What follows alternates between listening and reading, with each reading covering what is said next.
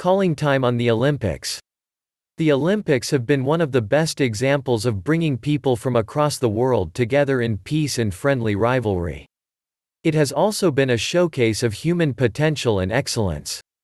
Its benefits range from the short-term increase in tourism to the long-term legacy advantage.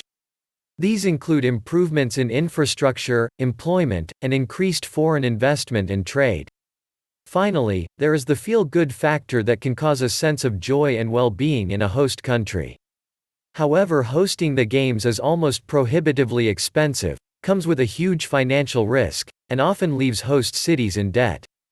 The Games often fail to meet their predictions concerning transformation and economic benefits. It has even been accused of being run by a wealthy cabal, which uses sport as a means of extracting wealth from poor cities and communities across the world. They also lead to the displacement of large numbers of people, gentrification, and corruption. However successful the 2020 Tokyo Olympics are, nothing can change the fact it was a super-spreader event being held in the midst of a global pandemic. They also often proceed against the wishes of local inhabitants, which is precisely what occurred in Japan this year.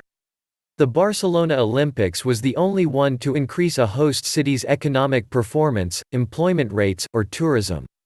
The Los Angeles Olympics was also successful in returning a profit of $200 million. Others have not been so fortunate. Rio de Janeiro lost $2 billion in 2016. Greece's huge outlay for the 2004 Olympics is thought to have contributed to its subsequent financial crisis. It took the city of Montreal 30 years to pay off its debts for hosting the 1976 Olympics. It has usually been the norm for costs to spiral out of control at every event. These costs are borne by the host country rather than the IOC. The money ends up being spent on expensive stadiums, that are often not used after each Olympics. Then there are the usual allegations of corruption, with some countries resorting to bribery to win the bidding process. These problems are leading to calls for reforms. The most obvious is the creation of a permanent Olympic venue, or a handful of venues, where the Games are held every 4 years. In such an event, Athens would be arguably the most appropriate permanent venue. All participating states can then share in the running and upkeep costs. Western countries are increasingly coming under pressure from voters not to spend the vast amounts required to host the Olympics. This risks authoritarian states filling the void.